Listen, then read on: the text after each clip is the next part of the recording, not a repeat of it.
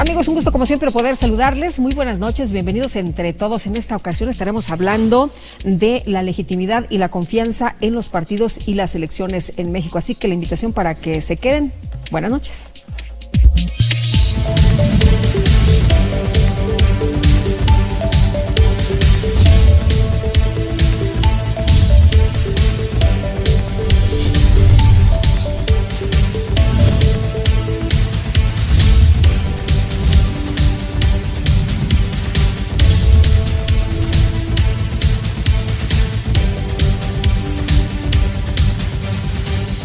Bueno, y nos acompaña el doctor Oniel Díaz Jiménez, él es investigador de la Universidad de Guanajuato, a quien saludo con mucho gusto. ¿Cómo estás? Bienvenido. Muchas gracias, Lupita, un placer de nuevo estar aquí contigo. Me da gusto verte otra vez, además con un tema que la verdad a la gente siempre le interesa mucho y se mete en el debate, ¿no? ¿Por qué nos hemos hecho tan desconfiados? El nombre del programa es La legitimidad y la confianza en los partidos y las elecciones en México, pero aquí la verdad es que siempre que hablamos de elecciones y siempre que hablamos de partidos, hablamos de desconfianza, más bien en vez de confianza, ¿no? Sí, lo comentábamos un poquito antes de iniciar el programa. Ocurren elecciones en muchos lugares en el mundo, es decir, tuvimos elecciones en Estados Unidos, hay elecciones en Europa, Reino Unido, incluso en muchos países. Francia, ¿no? Que acaban de pasar, Francia, que fueron como un ejemplo. América Latina. Y un poco lo triste de esto es que como que lo que es de discusión después de que pasan las elecciones es cómo se va a conformar el gobierno, cuáles son las políticas que van a llevar a cabo algunos países, si son de integración o de separatismos regionales, políticas macroeconómicas, etc. Pero el proceso electoral queda rápidamente en el olvido, o sea, como que bueno, se contaron los votos y este es el ganador.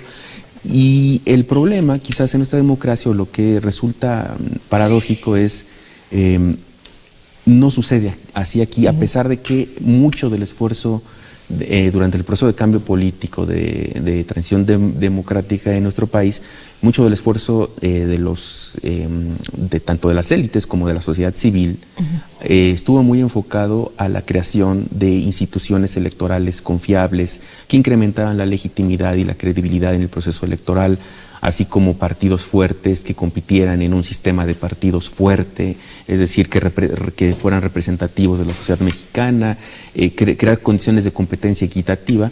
¿Y a cuánto tiempo tenemos de la transición, por ejemplo, de 2000 o de 97, finales de los 90, cuando se dio inició este proceso fuertemente?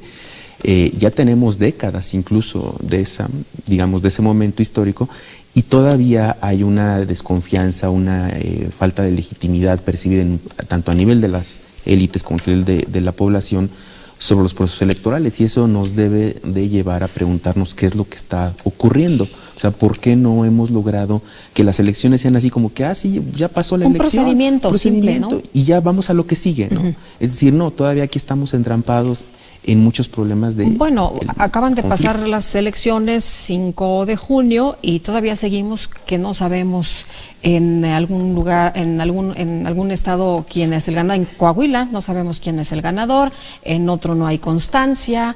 Ha pasado mucho tiempo y todavía seguimos con el tema de qué va a decidir el Tribunal Electoral, qué va a pasar, todo este asunto que ya debió haber concluido, ¿no? Y como tú dices, pasar la página y ya estar en otras cosas, aterrizar en otros temas que le interesan a la gente de su vida cotidiana, que se resuelvan. Exactamente, Lupita, y mira, para muestra basta un botón.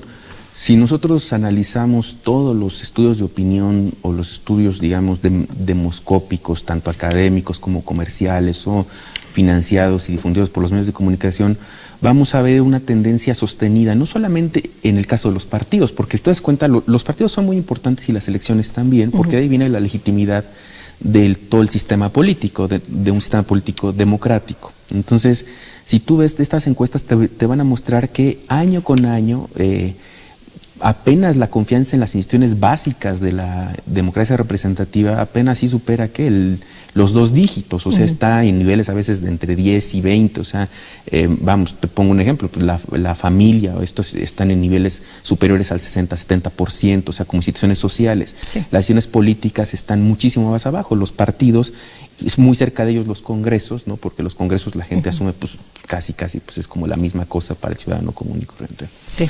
Y la policía está también muy abajo, casi empatada, ahí se van dando con los partidos, como decíamos vulgarmente, en estos niveles. Entonces, de que haya evidencia sólida para creer que de 2003, que yo he hecho análisis con estos datos, a la fecha hay un declive muy marcado en la confianza hacia las instituciones, incluidas las instituciones que gestionan el proceso electoral, tanto a nivel nacional como a nivel local, los partidos políticos mismos, las instancias de procuración de justicia electoral, todo esto. Realmente hay evidencia que nos muestra que esto está sucediendo y que debe ser preocupante. Pero ¿por qué está sucediendo? ¿No es en parte el mismo sistema de los políticos el que siempre está golpeando, a pesar de que ellos a veces violan las reglas, si no ganan, estar golpeando a la institución, ya sea electoral, a la institución a nivel nacional? Y esto genera pues un círculo vicioso de hacer creer a la gente que las instituciones son las malas, que las instituciones son en las que debemos tener desconfianza. Sí, es una especie de círculo vicioso, un círculo perverso, si lo queremos ver así, porque realmente muchas de estas instituciones fueron creadas y fueron, hubo un esfuerzo de las élites por constituirlas y porque se consolidaran y se fortalecieran, y muchos recursos, tanto financieros como en términos organizativos, para desarrollarlas a lo largo de décadas. Sí resulta un poco paradójico y quizás un poco triste el hecho de que cuando hay problemas precisamente con el proceso electoral o hay cierto desacuerdo en los resultados, se busque precisamente culpar a la institución electoral, es decir, es la institución electoral la que es la principal culpable, ¿no? Y esto te genera precisamente pues una paradoja. ¿Cómo es posible que algo que tú mismo fuiste construyendo de manera compartida entre todas las fuerzas de oposición, gobierno en su momento, cómo es que ahora tú no te preocupas por su suerte, es decir, la dejas a su suerte ante la opinión pública? Pero también es cierto, Lupita, que hay una percepción también de que no hemos avanzado en la construcción de instituciones realmente autónomas o independientes, tanto a nivel nacional como a nivel local. Eso ha impulsado reformas electorales recientes, ¿no? En donde al parecer pues los resultados no dejan satisfechos a las personas. Es que se supone que la última reforma fue para esto y todavía no logramos garantizarle a los ciudadanos o también a las élites en competencia que hay realmente una independencia del árbitro. Es decir, que el árbitro es como un partido de fútbol, que no juega, que solamente se dedica a señalar las reglas, las infracciones, las reglas del juego, ¿no? Hacerlas valer.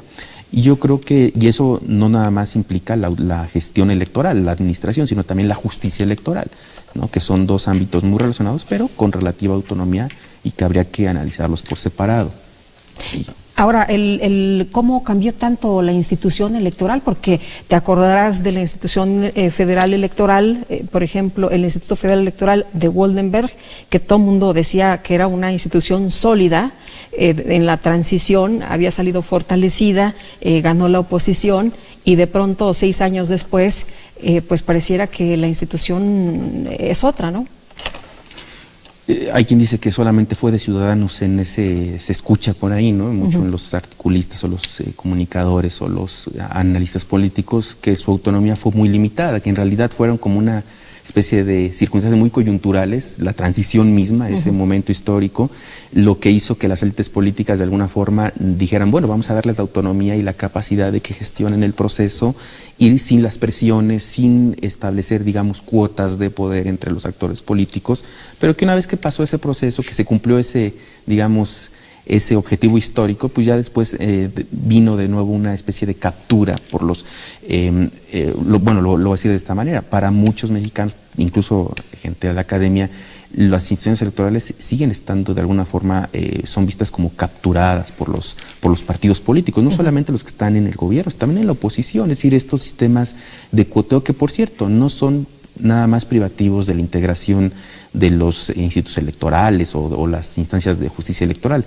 sino incluso de muchas otras áreas de política pública en el país, ¿no? Desde la telecomunicaciones, radiodifusión, educación, combate a la corrupción, transparencia. En todas realmente hay un señalamiento por parte de la sociedad civil que no hay una real autonomía, que realmente los partidos políticos no han permitido que estas instancias operen de manera realmente autónoma, es decir, Creo que también tiene mucho que ver con eso, la falta de legitimidad o la falta o este declive en la confianza hacia las instituciones políticas como los partidos y las elecciones.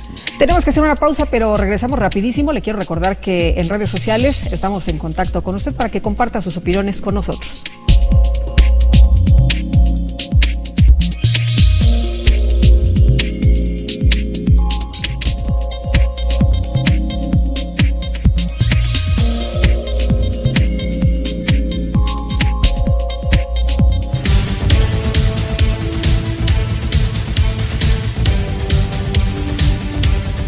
A todos los que participaron este 4 de junio, a los capacitadores, monitoristas, capturistas, asistentes electorales, supervisores, observadores electorales, partidos políticos, candidatos y candidatas, medios de comunicación, servidores electorales y funcionarios de mesas directivas de casilla. Pero sobre todo, a los mexiquenses que ejercieron su voto en esta elección. Gracias por darle valor. IEM, Instituto Electoral del Estado de México.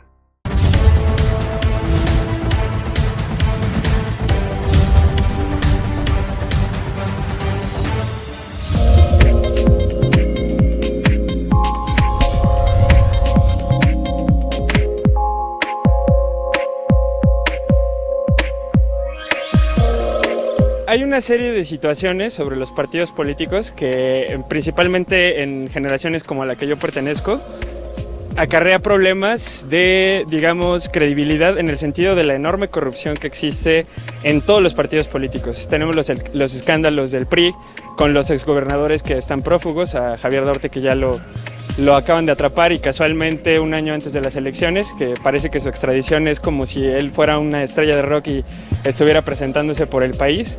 En el caso de Morena, los escándalos sobre los desvíos de recursos en Veracruz, la cuestión de la delegada de Tlalpan. En el caso del PAN, bueno, la situación de las disputas políticas entre Ricardo Anaya, Margarita Zavala, y así podemos irnos, ¿no? La cuestión sería aterrizar las ideas de los partidos políticos en términos de cuáles son las necesidades concretas de la ciudadanía, sobre todo el poder reconstruir una credibilidad perdida, alentando la participación política de los ciudadanos en términos de no seguir, digamos, sectorizando la participación política, no solamente abrirle las puertas a las militancias de los partidos políticos, sino que inclusive poder realizar espacios y foros abiertos en donde todos los ciudadanos podamos vertir ideas de qué es lo que queremos como proyecto de nación.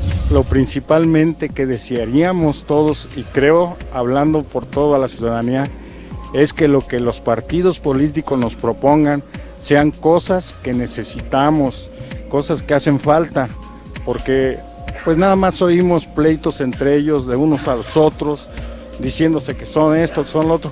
Eso ya lo conocemos. Lo que queremos es una persona que tenga iniciativa para sacar adelante al país en las diferentes necesidades que tenemos.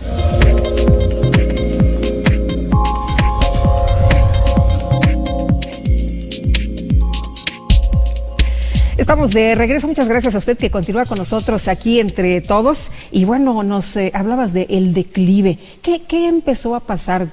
Lo que detona precisamente pues este desgaste, esta desconfianza. Tiene que ver, vamos a hablar de creo que nos hemos enfocado en el primer bloque en la parte de los, digamos, los pendientes de diseño institucional, ¿no? Sí. Es decir, cuestiones de la autonomía, las fallas o los aciertos de estas instituciones electorales y de los mismos partidos políticos. Pero también creo que tenemos que ir más bien, la explicación es más estructural. Es que la sociedad mexicana ha cambiado en buena medida. Es decir, si nosotros vemos la sociedad de finales de los 90 a esta sociedad mexicana, nos vamos a encontrar un cambio en los patrones de cultura política, una sociedad más crítica, más desconfiada, lo cual no es privativo del contexto mexicano. Es decir, estos cambios culturales o digamos, de cultura política ocurren tanto en democracias avanzadas como en democracias consolidadas. México no escapa a ello. En general en el mundo la gente está menos atraída a participar en los canales institucionales dirigidos por las élites, los canales de presión política dirigidos y diseñados por las élites políticas, los partidos, el gobierno, las elecciones, digamos, la participación, el activismo en las campañas, y la gente está viendo otras formas de participación. Mucho de esto tiene que ver con un cambio en sus actitudes, dos actitudes básicas. Una es la misma confianza, es decir, cada vez la gente no está dispuesta a confiar ciegamente, como quizás ocurría más en el pasado. Es decir, yo confiaba en el gobierno porque simplemente pues es el gobierno, ¿no? Se supone que está para actuar en favor del bien común. Pero hoy en día la gente ciertamente es mucho más desconfiada, hay mucho cinismo entre los ciudadanos, un proceso de desafección. Y el otro también es una separación gradual pero constante, o sea, entre los partidos y los ciudadanos. Es decir, los ciudadanos ya no se sienten tan representados por los partidos, no sienten que los partidos realmente sean merecedores de su confianza, son cada vez menos. Te pongo un dato, a partir de 2015, digamos a la fecha, muchas encuestas, muchos estudios de opinión muestran o sugieren fuertemente que el porcentaje de mexicanos que se siente ya más independiente, ya incluso lo habíamos platicado en algún programa, que se siente más alejado de los partidos políticos, más desconfiado de ellos, es que no se identifica con ellos, es más del 50%, es decir, ahora son minoría los mexicanos, o el porcentaje de mexicanos que se declaran ser priistas, panistas, perredistas, morenistas, petistas o de cualquier otro partido. La base dura, ¿no? Lo que es el voto duro, la gente que se siente cercana, que simpatiza, que siente una afección hacia los partidos.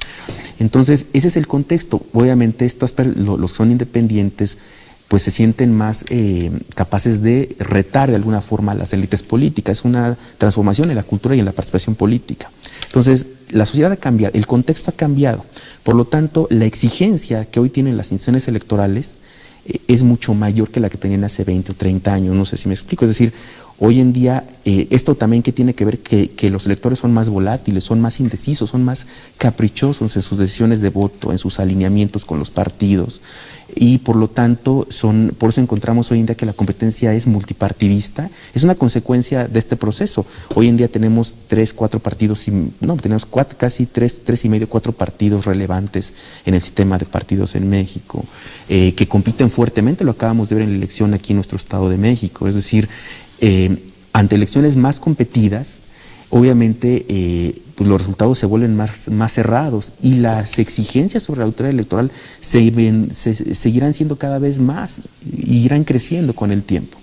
Por eso es que creo que es muy importante ver alternativas para ver qué se puede hacer para mejorar la situación actual, porque si vamos a tener elecciones cada vez más cerradas, más competidas, vamos a ver lo que tú decías, actores políticos que no están de acuerdo y que dicen, yo gané, no, pues yo también gané, ciudadanos que dicen, están desconfiados y dicen, pues yo no meto las manos al fuego por nadie. Por nadie. No, pero aparte te molestas como ciudadano porque dices, oye, yo participé en un proceso en el que esperé o un ganador o un perdedor, pero la verdad de las cosas es que todo el mundo levanta la mano, todo el mundo se dice ganador, y eso pues genera desconfianza, descontento, hartazgo. Y más aún si se anulan elecciones porque de alguna forma se comprueba que hubo, digamos, malas prácticas, rebases de topes de gastos de campaña, imposibilidad de los sectores electorales para evitar compra de votos o coacción de voto, uso y desvío de recursos públicos, pues aún es mayor, porque quiere decir que entonces ese domingo que fui, además es que no solamente es ese domingo, son los 3 meses que están detrás, es más, no solo 3, es mucho más el tiempo, desde el proceso electoral inicia mucho antes. Entonces la gente siente que, bueno, y todo ese dinero que incluso que se invirtió para esa elección, porque seamos honestos, ningún otro país de América Latina invierte tanto en sus instituciones y procesos electorales como México. Nuestro costo por votante es mayor que el de cualquier país latinoamericano, incluso que de muchos países en el mundo, incluyendo democracias consolidadas. Para muchos esto también contribuye a que la gente vea la inversión precisamente en las elecciones, en los partidos, en la competencia electoral y partidista como un dispendio. Dice, bueno, es que entonces fue dinero tirado a la basura. Dinero para nada, dinero echado a la basura. Entonces, sí creo que el ciudadano tiene también razones para pensar que las cosas no están funcionando de la manera más adecuada, ¿no? Muy bien, pues vamos a seguir con este tema, pero antes vamos al comentario.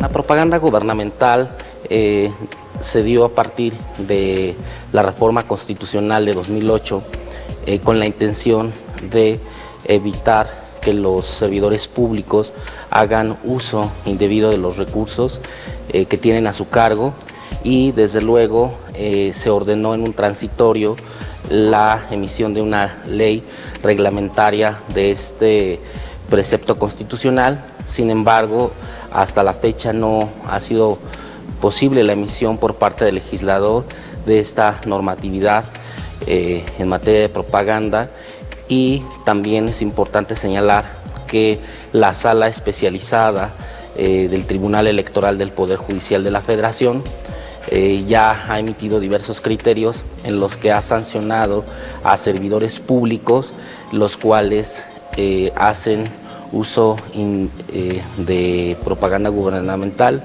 en tiempos prohibidos. ¿Y por qué es importante ahora este tema en un proceso electoral? Con la idea de que también se evite la promoción personalizada de estos, y también evitar que se vulnere un principio que rige el proceso electoral, que es el de equidad, y desde luego la Sala Superior también ha confirmado estos criterios. Tenemos que hacer una pausa, pero regresamos rapidísimo. Le quiero recordar que en redes sociales estamos en contacto con usted para que comparta sus opiniones con nosotros.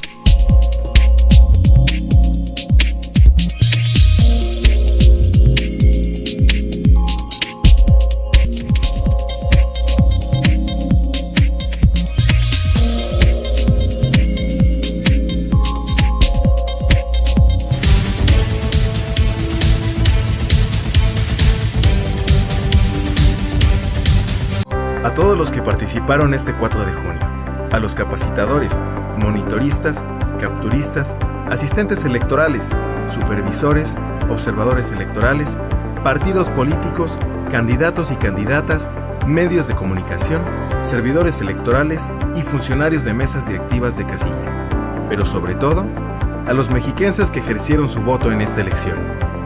Gracias por darle valor. IEM, Instituto Electoral del Estado de México.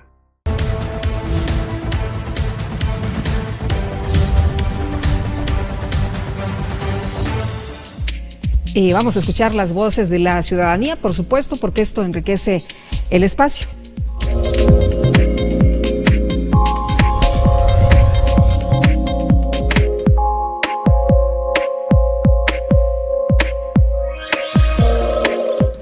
Dejar de tener miedos e inseguridad de nuestros hijos, de que salgan a las calles, que veamos que realmente las condiciones de trabajo para mujeres son igual que para los hombres, y que no se nos agreda por ser mujeres.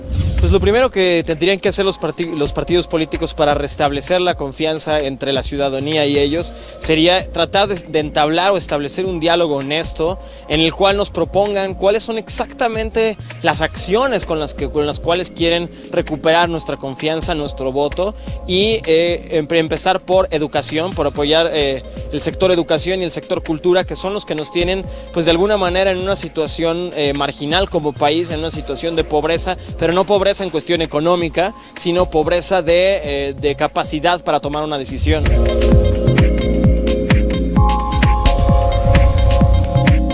Gracias a usted que comparte sus opiniones, sus puntos de vista con nosotros aquí entre todos. Y seguimos hablando de la legitimidad y la confianza en los partidos y las elecciones. Bueno, pues hablabas tú de cosas muy importantes que se llevan a cabo en los procesos electorales, como la fiscalización, tenemos el PREP, tenemos el conteo rápido, tenemos muchos candados en nuestra credencial de elector. Nos dicen que nos salen muy caros los procesos porque precisamente de ese tamaño es nuestra desconfianza, O'Neill.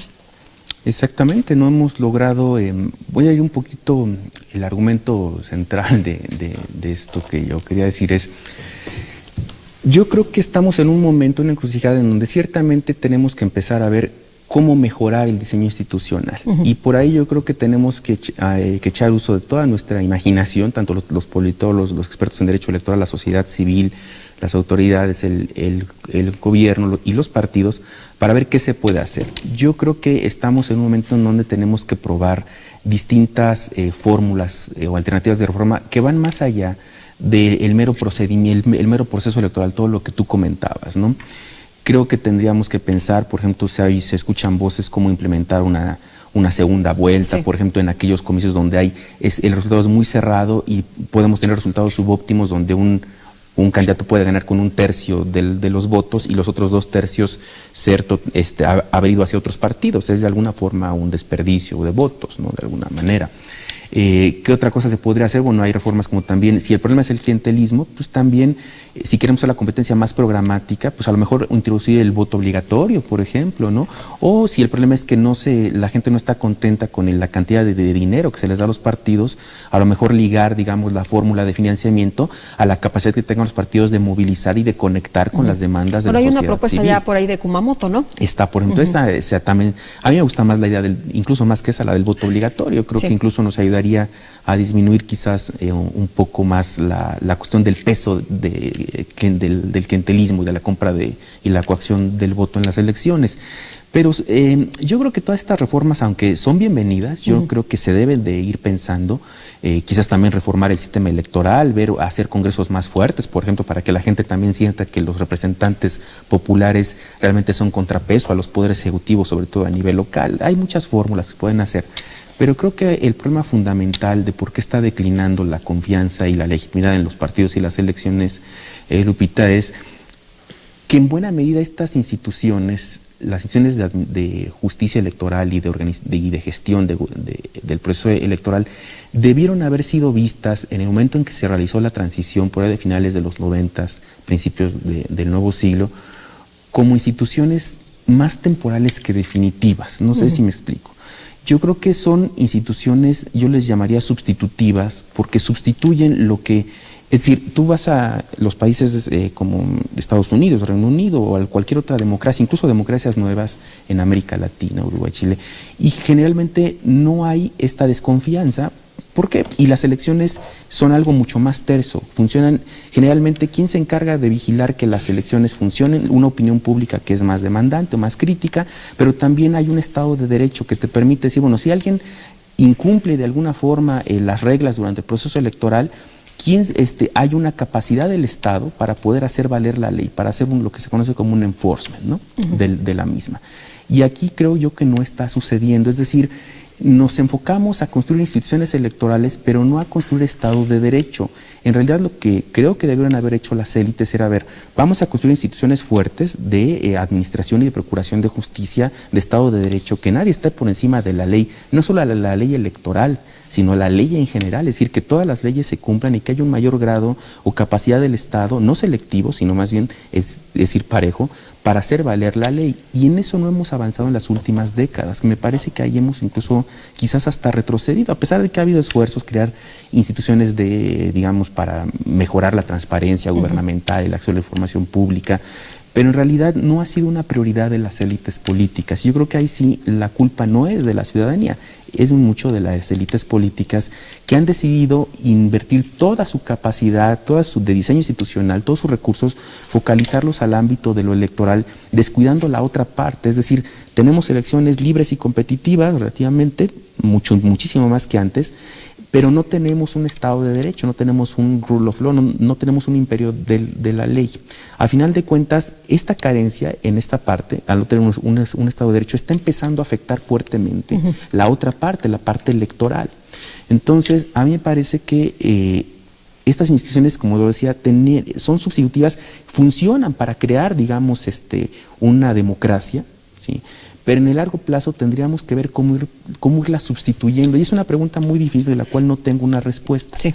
Pero tendríamos que ir viendo cómo en el futuro podemos prescindir de un INE o de OPLES, o podemos prescindir de un aparato una burocracia tan fuerte, tan grande para la organización del proceso electoral y de la justicia electoral.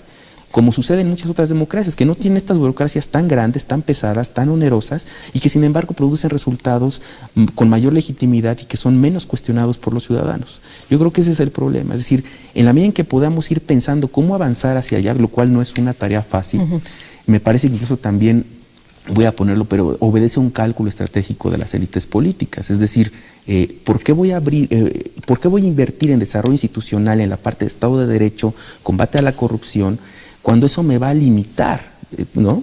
Frente, o sea, los ciudadanos, me va a ser responsable frente a los ciudadanos, me va a ser accountable, como dicen, ¿no?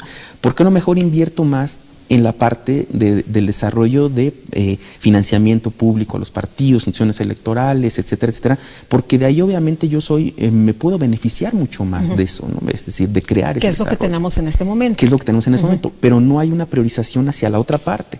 Es decir, todo es, vamos a invertir a meter más dinero, vamos a darnos más acceso a medios de comunicación, vamos a dar más dinero público. Oye, pero ¿cómo te explicas esto? ¿Por qué si funciona? Nos dices, en otros países funciona, es mucho más sencillo, es mucho más fácil. Yo he estado en algunos procesos, en Europa, por ejemplo, y yo no veo que haya un grupo de partidos políticos ahí al pendiente revisando. La gente va, hay 2 personas, incluso está solo ahí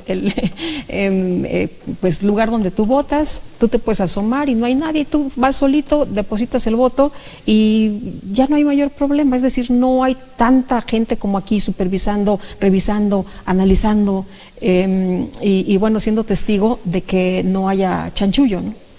Yo soy muy respetuoso de lo que hemos construido y por eso entristece ver cuando, como tú dices, las autoridades electorales o las instituciones electorales o de justicia electoral pierden legitimidad y credibilidad, pero lo que voy a decir, incluso a lo mejor mucha gente puede no estar de acuerdo, pero tú lo mismo lo has hecho. Hay muchos de estos países que seguramente tú has visitado, que has visto, incluso quién es que organiza las elecciones, el mismo gobierno, ¿no? Es decir, no hay, o hay una comisión que está inserta en alguna instancia gubernamental, algún ministerio del interior, secretaría, y lo organizan. Y si no hay después las críticas, y es que el gobierno hizo trampa y se favoreció a sí mismo. Sí. ¿Por qué no sucede eso? Porque, voy a decirlo así, creo que nuestro sistema también está creando una dilución de la responsabilidad, es decir, este federalismo compartido, del que luego se habla, y no estoy diciendo que esté mal per se, pero tal vez uno de sus asegúnes, uno de sus errores es que genera una dispersión de la responsabilidad.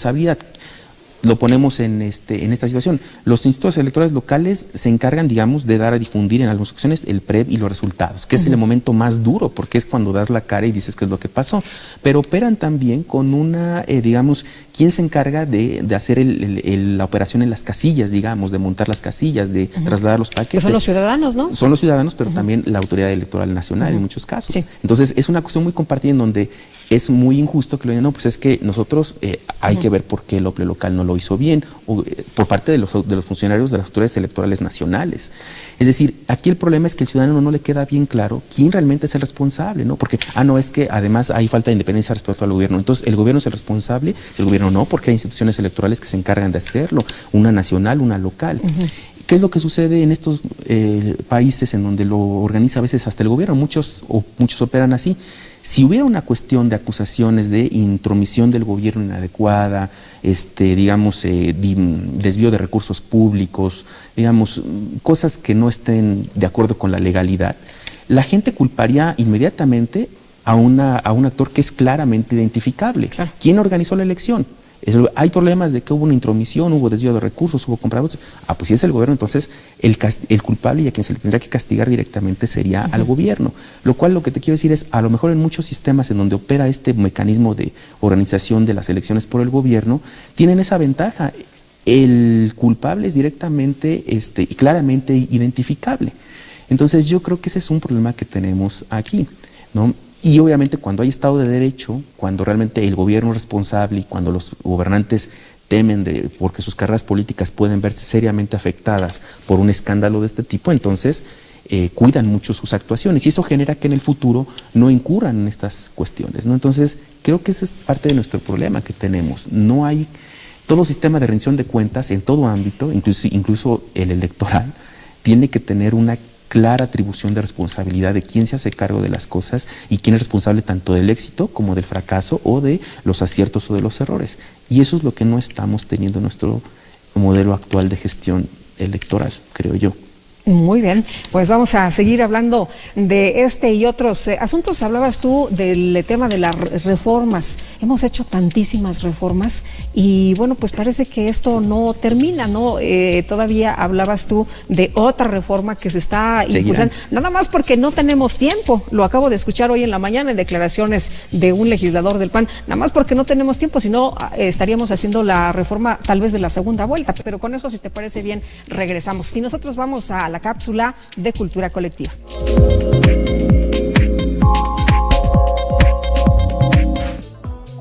Rojo Amanecer, de Jorge Fons. En un departamento multifamiliar en Tlatelolco de la Ciudad de México, la mañana del 2 de octubre de 1968, una familia de clase media realiza sus actividades cotidianas. Al transcurrir las horas, la familia se verá atrapada en medio de la represión política más sangrienta del México moderno. Ubicada en un punto climático del movimiento estudiantil del 68, estos acontecimientos significaron para México una herida profunda y esta película se atrevió a romper el silencio que mantuvo el cine respecto a este tema sensible para los mexicanos. De manera ingeniosa, aprovechando los recursos económicos disponibles para su realización, el film recurre a un solo espacio, el departamento familiar, para narrar la historia de los hechos de aquel día. Impactante largometraje político-social que sacude la conciencia del público. Rojo Amanecer posee una resonancia especial porque los hechos que narra están presentes en la memoria del espectador. Un film que cambió la historia del cine mexicano moderno y que recomendamos entre todos.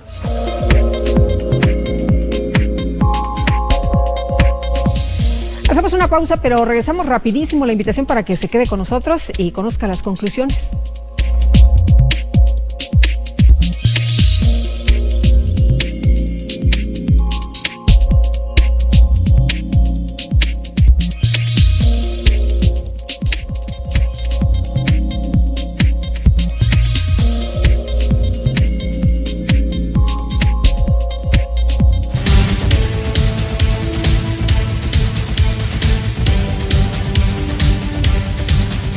A todos los que participaron este 4 de junio, a los capacitadores, monitoristas, capturistas, asistentes electorales, supervisores, observadores electorales, partidos políticos, candidatos y candidatas, medios de comunicación, servidores electorales y funcionarios de mesas directivas de casilla. Pero sobre todo, a los mexiquenses que ejercieron su voto en esta elección. Gracias por darle valor. IEM, Instituto Electoral del Estado de México.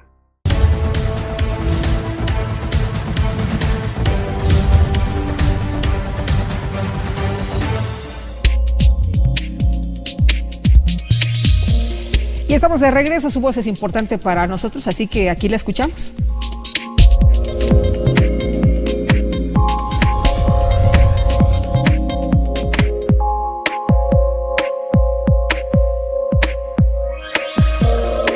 Tendría que haber foros en donde los ciudadanos nos enteremos cuáles son los procesos al interior de los partidos para la elección de los precandidatos para la elección del 2018 y de acuerdo con esa información nosotros poder tomar una decisión. Pero lo que urge más es limpiar a los partidos políticos de la corrupción, poder generar esos procesos más amplios y en ese sentido pues eso tendría un efecto doble, ¿no? No nada más regresar la credibilidad a los partidos, sino que inclusive democratizar verdaderamente la vida política de este país. Pues cumplir con su trabajo simplemente, lo que les corresponde como personas y su labor que tienen que hacer nada más. Yo pienso que con eso sería suficiente. Porque creo que la ciudadanía no sabrá por quién votar o por quién elegir si antes no siente un interés por parte de los partidos y de los elegidos constituyentes por apoyar y mejorar las situaciones en factor educación y en sector cultura, que son los que nos permiten establecer puentes directos entre ellos y nosotros como ciudadanos.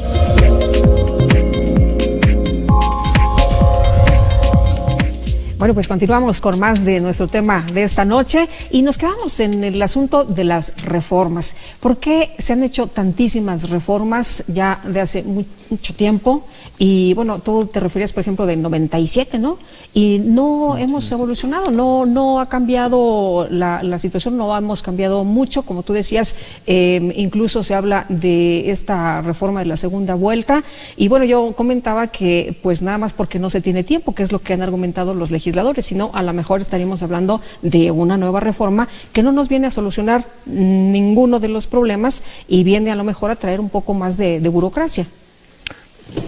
Yo creo que las reformas hay que pensarlas bien y no necesariamente son, puede ser que tengan un impacto significativo. Por ejemplo, tú hablabas de la segunda vuelta. Yo creo que sería interesante ver esa posibilidad.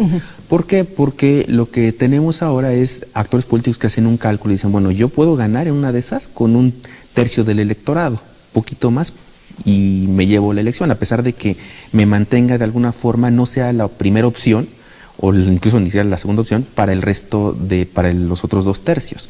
Al menos la segunda vuelta te permitiría, creo que eso, te permitiría que los actores políticos dijeran, bueno, como va a haber una segunda vuelta, tengo que ver la manera de ser al menos la segunda opción, digamos, para una pluralidad, digamos, de electores.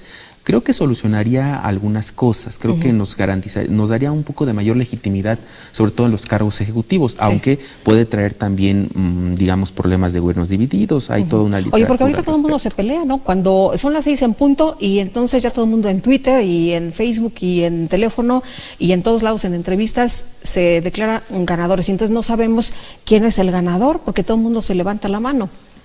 Exactamente, creo que una segunda vuelta podría tal vez abonar a mejorar esa parte, ¿no?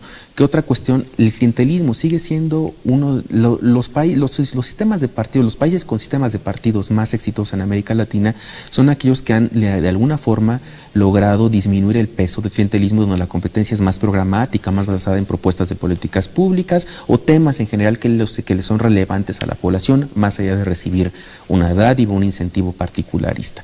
Yo creo que pronto el voto obligatorio podría mejorar también esa parte, a lo mejor haría, digamos, disminuiría el peso de la movilización clientelar. La parte de los recursos a los partidos, creo que no podemos seguirle dando tanto dinero a los partidos.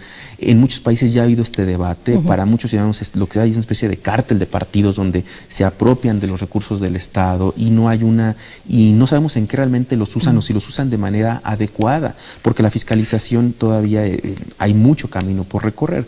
Yo lo que creo es que sí tenemos que hacer que los subsidios que da el Estado, curiosamente, en una era donde la idea de subsidio tiene una connotación negativa, curiosamente la cuestión a los subsidios hacia los partidos políticos, tanto directos como indirectos, acceso a medios y también dinero en efectivo, no se critica. Yo creo que tendríamos que empezar a ver, muchos países de América Latina han logrado tener sistemas de partidos más institucionalizados que el nuestro, sin dar tanto dinero a sus partidos políticos, es decir, o les dan en elecciones, no les dan, por ejemplo. Yo creo que esa idea le gusta a nuestros amigos del auditorio, ¿no? Mucho se ha mencionado por parte de la ciudadanía sobre este tema de quitar los recursos, porque cada vez hay más dinero, ¿no? Más y más dinero y no se ven que realmente lo están utilizando. Por ejemplo, te digo, hay partidos que tienen una militancia muy, muy concentrada solamente en el centro del país. No voy a decir nombres, pero hay partidos que prácticamente existen solamente en regiones y sin embargo reciben dinero público tanto a nivel nacional como también a nivel local para que pudieran desarrollar estructuras más amplias.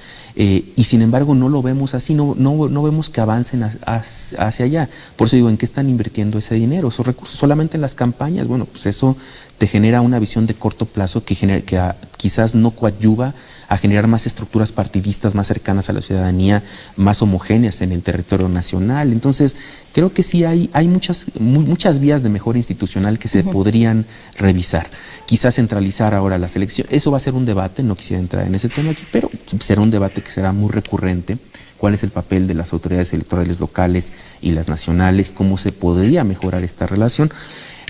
Pero yo lo que insisto es, si no tenemos un sistema en donde, por ejemplo, alguien que infringe la ley y o funcionarios que infringen la ley, el Estado tiene la capacidad de llevarlos, digamos, ante la justicia y que haya una consecuencia de esto, entonces mucho de lo que se haga acá en esta parte de hacer reformas, etcétera, etcétera, no va a ocurrir. Otra cuestión, los congresos locales, es decir, no están funcionando, no hay a nivel nacional tenemos separación de poderes, cierto contrapeso, que en el momento puede ser también mucha cooperación o colusión, pero a final de cuentas funciona de alguna manera. A nivel local no tenemos eso. Entonces, si no tenemos realmente oposición, para muchos ciudadanos decir, a ver, yo no encuentro dónde está la oposición a nivel local. Es decir, yo no veo que los partidos de oposición representados en el Congreso o que tienen presencia en el Congreso realmente actúan como un contrapeso al poder de los ejecutivos locales. Es una parte que tendríamos que empezar a preocuparnos cómo fortalecer a los congresos locales, así como también al Congreso Federal. Muchas reformas no han funcionado como se esperaría. Aún es joven la cuestión de la reelección, que se suponía iba a generar un mayor vínculo entre elector y representante, y hay ciertos mecanismos de los partidos que no han permitido. Es que Insisto, aquí el problema es que tenemos partidos muy fuertes en un sistema de partidos que todavía está consolidándose, todavía está emergiendo. Pero ¿quién empieza? Porque nos decías hace un momento, bueno, pues hay a quien le conviene que las cosas se queden igual, ¿no? Y sobre todo si eres beneficiario, pues ¿para qué le cambias? ¿Para qué le mueves si te va a ir bien? ¿Quién empieza? ¿Los legisladores con estas propuestas? ¿La autoridad que está en estos momentos? ¿La ciudadanía? ¿Cómo empezamos? ¿O todos al mismo tiempo? ¿O cómo? Yo lo que empiezo a ver es una sociedad civil más activa. Yo dudo mucho que estos cambios vengan directamente de la élite política sin presión de la ciudadanía, porque como tú dices, es un statu quo en donde yo me siento favorecido. Muchas críticas, oye, tendrían que enfocarse en un sistema nacional anticorrupción fuertemente y parece como que lo dejan así un poquito, no es nuestra prioridad, ¿no? Se volverá prioridad cuando la sociedad civil empiece a hacer una denuncia y una demanda de que esto mejore, de que realmente no todo se esté enfocando a las elecciones, reformas electorales, que son bienvenidas, ciertamente siempre hay espacio para mejorar, pero tenemos que enfocarnos en la parte de crear Estado de Derecho. Y estas instituciones me parece que deben de tener la prioridad hoy en día. Hoy en día que se critica mucho, por ejemplo, los nuevos avances en el sistema de justicia penal y todo esto, vuelvo a lo mismo. Yo creo que con todo eso tenemos que invertir más recursos ahí, generar mejores instituciones de administración de justicia, mejores policías, mejorar la ley y el orden en este país. Eso es muy importante, porque si no, lo otro va siempre a ser una institución sustitutiva que no va a terminar por sustituir esa gran carencia de Estado de Derecho que tenemos. ¿Tenemos remedio? ¿Tenemos solución? ¿O estamos condenados a que cada vez los partidos políticos, los políticos, las instituciones estemos separados, los ciudadanos de ellos, ser diferentes entes totalmente, pues algunos con desencanto y con hartazgo y los otros en su pues situación de siempre, de no moverse, de continuar tal y como estamos en este momento?